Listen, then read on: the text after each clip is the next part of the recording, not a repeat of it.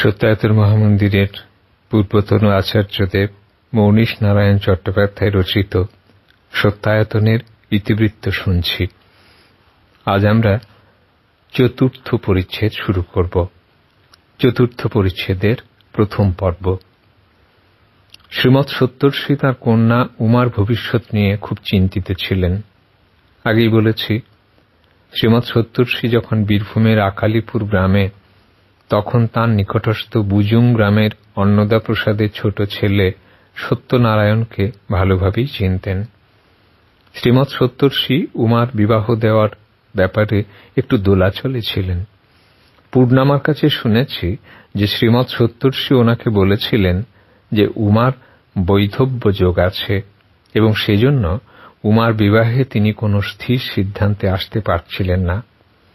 শ্রীমৎ সত্তর্ষি অন্নদা প্রসাদকে বলেছিলেন যে আপনার কনিষ্ঠ পুত্রের স্বাস্থ্য ভালো নয়, এর বিবাহ না দেওয়াই ভালো। যা হোক, এদিকে শ্রীমৎ সত্তর্ষি মনে মনে ওই সত্যনারায়ণকে পাত্র হিসেবে বিবেচনা করেছেন এবং উমাকে তদুপযুক্ত করার জন্য 1936 সাল নাগাদ কলকাতার বাণীপীঠ বিদ্যালয়ে কনডেন্সড ম্যাট্রিক কোর্সে ভর্তি করে দেন এবং উমা 2 বছরে ম্যাট্রিক পাশ করেন। শ্রীমৎ সত্তর্ষি বুজুঙে যোগাযোগ করেন, তখন অন্নদা প্রসাদ গত হয়েছেন।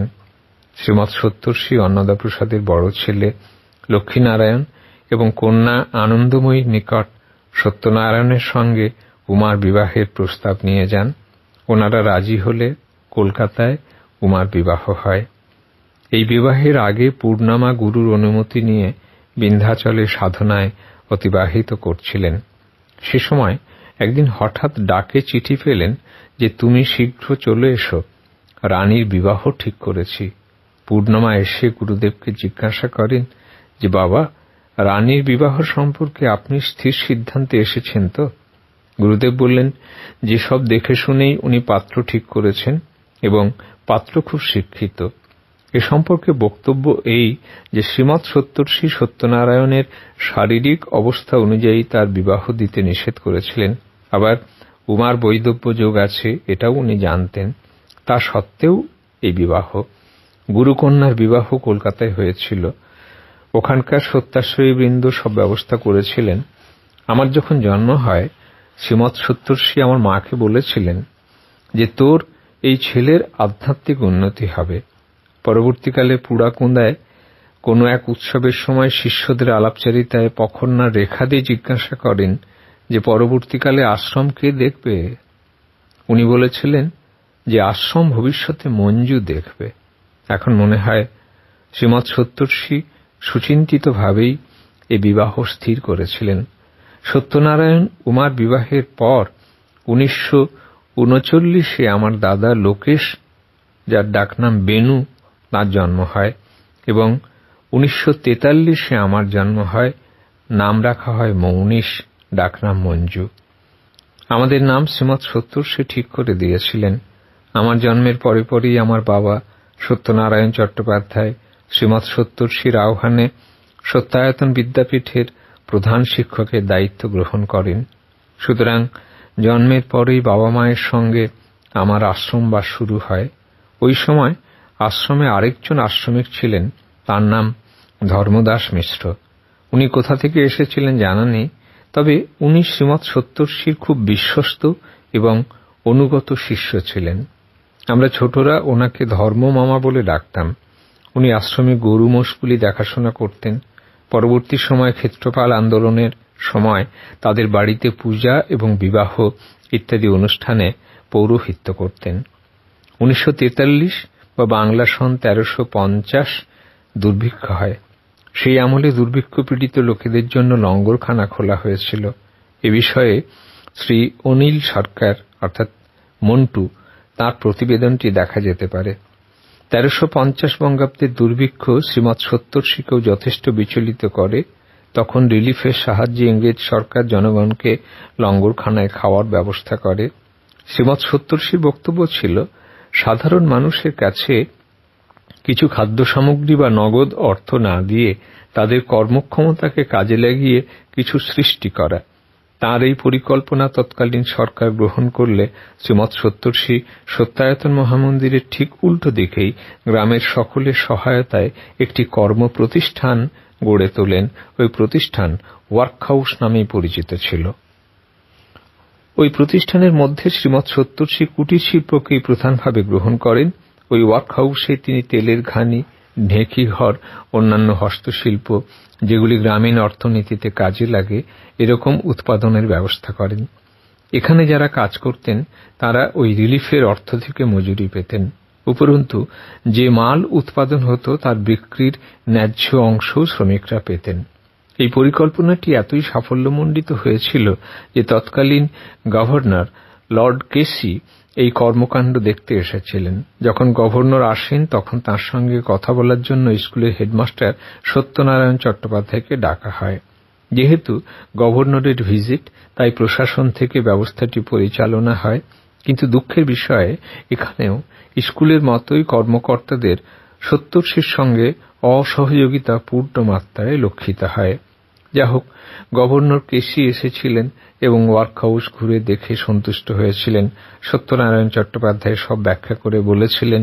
ওনার সঙ্গে সহকারী অফিসার যেমন জেলা শাসক, মহকুমা শাসক এরাও ছিলেন এবং কর্মকর্তারাও ছিলেন। কেসির আগমন উপলক্ষে শ্রীমৎ সত্তর্ষি একটি অস্ট্রেলিয়ান হাঁসের প্রমাণ সাইজ ছবি এঁকেছিলেন। সেটি টাঙানো হয়েছিল। গভর্নর ওয়ার্কহাউসের কাজ এবং হাঁসের ছবি দেখে খুব খুশি হয়েছিলেন। ওয়ার্কহাউসের কর্মকর্তাগণ এবং জেলা শাসক কেসির কাছে এই ওয়ার্কহাউসের প্রাণপুরুষ শ্রীমৎ যোগজীবনানন্দ স্বামীজির নাম গোপন করেছিলেন, কিন্তু সত্য সবসময় প্রকাশিত হয়। কেসি নিজে ছিলেন একজন অস্ট্রেলিয়ান, তাই তিনি ছবিকে এঁকেছে তা জিজ্ঞাসা করেন। সত্যনারায়ণবাবু এই সুযোগে ওনাকে জানান যে ছবি শ্রীমৎ সত্তর্ষি এঁকেছেন এবং শুধু তাই নয়, এই সমস্ত কর্মকাণ্ডের হোতা শ্রীমৎ সত্তর্ষি। একথা শুনে গভর্নর জেলা শাসকের কাছে জানতে চান যে ওনাকে কেন আমন্ত্রণ জানানো হয়নি। তারপর উনি হেডমাস্টার মশাইয়ের কাছে জিজ্ঞাসা করেন যে শ্রীমৎ সত্তর্ষি কোথায় থাকেন। উত্তরে হেডমাস্টার মশাই বলেন যে পাশেই ওনার আশ্রম। এতে গভর্নর শ্রীমৎ সত্তর্ষির সঙ্গে দেখা করতে চাইলে এডিকং বাধা দেন এই বলে যে সময় নেই। ফলে ওনার আর সত্তর্ষির সঙ্গে দেখা হয়নি। তবে এখানেই শ্রীমৎ সত্তর্ষির প্রতি শত্রুতা থেমে থাকেনি। পরবর্তীকালে মহকুমা শাসক কোনো গোপন কারণে শ্রীমৎ সত্তর্ষির বিরুদ্ধে টাকা তছরুপের অভিযোগ এনে ওনাকে গ্রেপ্তার করার চেষ্টা করলেও তা ফলবতী হয়নি। ফলস্বরূপ অত্যন্ত সম্ভাবনাপূর্ণ একটি প্রচেষ্টা বিদ্যালয়ের মতোই ধোঁয়ায় মিলিয়ে যায়। এই ঘটনা আমি গুরুকন্যা এবং সুধীর পাতসা মশাইয়ের কাছে শুনেছি। সত্যনারায়ণ চট্টোপাধ্যায় 1943 সালে প্রধান শিক্ষকের দায়িত্বভার গ্রহণ করেন এবং আমার মা উমা, দাদা বেনু এবং আমি বাবার সঙ্গে আশ্রমে রইলাম। তখন ইন্দারার দক্ষিণ প্রান্তে ঘর ছিল। একটি অংশ প্রধান শিক্ষকের কোয়ার্টার, ওইখানে আমরা থাকতাম। খাওয়া দাওয়া সব আশ্রমে ছিল। অন্য দুটি ঘরে ছেলেরা থাকত, একটি ঘরে সরকারি ডিসপেন্সারি ছিল। সুধীর পাতসা মশাই ছিলেন হাই স্কুলের কেরানি। পরবর্তী সময় 1947 সালে স্কুলের প্রাইমারি বিভাগ সরকারি হয়ে গেলে সুধীর পাতসা, মন্মথনাথ মুখার্জি ও যামিনী পাতসা ওই প্রাইমারি স্কুলের শিক্ষক রূপে নিযুক্ত হন। শ্রী সুধীর পাতসার সঙ্গে শ্রীযুক্ত সত্যনারায়ণ চট্টোপাধ্যায়ের যথেষ্ট ভালো সম্পর্ক ছিল। সুধীর পাতসা আমাদের মাস্টারমশাই এবং উনি এই সত্যায়তন বিদ্যাপীঠ থেকে ম্যাট্রিক পাশ করেন। শ্রীমৎ সত্তর্ষি ওনাকে বিশেষ স্নেহ করতেন এবং ওনার দুই ভাইপো অনিল ও অসীমের টিউশনের দায়িত্ব সুধীর পাতসাকেই দিয়েছিলেন। মাস্টারমশাইয়ের কাছে শুনেছি যে শ্রীযুক্ত চট্টোপাধ্যায়ের বিদ্যালয় ছাড়া অন্য কোনো বিষয়ে আগ্রহ ছিল না। আগেই বলেছি ওনার স্বাস্থ্য খুব দুর্বল ছিল। প্রথমে অসুস্থ হওয়ার পর ওনার দাদাদের অর্থাৎ আমার জ্যাঠামশাইদের কথায় রামপুরহাটে চিকিৎসা করানো হয় এবং ওখানকার চিকিৎসক সত্যনারায়ণের কালাজ্বরের চিকিৎসা করেন। অ্যান্টিস্টিবামাইন ইঞ্জেকশনের ফলে ওনার ফুসফুসে জল জমে যায়। তখন ওনাকে আবার আশ্রমে নিয়ে আসা হয় এবং বাঁকুড়ার ডাক্তারবাবুরা দেখেন সিরিঞ্জ দিয়ে জল বার করা হয়, কিন্তু ডাক্তাররা ওনার অসুখ টিবি বলে চিহ্নিত করেন। তখন টিবির ওষুধ আবিষ্কৃত হয়নি। সত্যনারায়ণ অসুস্থ হলে শ্রীমৎ সত্তর্ষি নিজের ঘর ছেড়ে দিয়ে বর্তমান গুরুগৃহের পূর্বতন মাটির ঘরটি যোগপীঠে থাকতে থাকেন এবং সত্যনারায়ণ গুরুগৃহে থাকেন। ওই বছরই 1946-এর দুর্গাপূজায় সপ্তমীতে সত্যনারায়ণ দেহরক্ষা করেন। তার মৃত্যুর কয়েকদিন আগে শ্রীমৎ সত্তর্ষির টাকার দরকার হয়েছিল সত্যনারায়ণের চিকিৎসার জন্য। শ্রীমৎ সত্তর্ষি বিদ্যালয়ের ফান্ড থেকে কিছু টাকা ধার করতে চেয়েছিলেন, কিন্তু সত্যনারায়ণ সুধীর পাত্রাকে ডেকে বলেছিলেন, যেন 1 পয়সাও ধার না দেওয়া হয়, তাতে আমার চিকিৎসা না হলেও চলবে। এই ধরনের সৎ এবং আদর্শবান ছিলেন আমার বাবা। শিক্ষক হিসেবেও খুব সফল ছিলেন। শ্রীমৎ সত্তর্ষি ওনাকে অত্যন্ত স্নেহ করতেন। ছোটবেলায় শুনেছি মা আলপনাদি শোভনা পিসির কাছে যেদিন বাবা মারা যান সেদিন মৃত্যুর আগে শ্রীমৎ সত্তর্ষি অত্যন্ত অস্থির হয়ে পড়েছিলেন এবং বিভিন্ন হোমিওপ্যাথিক ওষুধ দিয়ে সত্যনারায়ণকে একটু সুস্থ করতে চেয়েছিলেন, কিন্তু না, কোনো কাজই হল না। সম্ভবত বিকেলের দিকে মারা যান। ওনার মৃত্যুর পর শ্রীমৎ সত্তর্ষির চোখে জল এসেছিল। সত্যনারায়ণের মৃত্যু অর্থনৈতিক চাপ ও আশ্রমের কাজের পরিশ্রমের ফলে শ্রীমৎ সত্তর্ষি নিজেও অসুস্থ হয়ে পড়েন। ওনার গ্যাস্ট্রিক আলসার ছিল। 1947 সালে জুলাই মাসে চিকিৎসার জন্য কলকাতায় যান।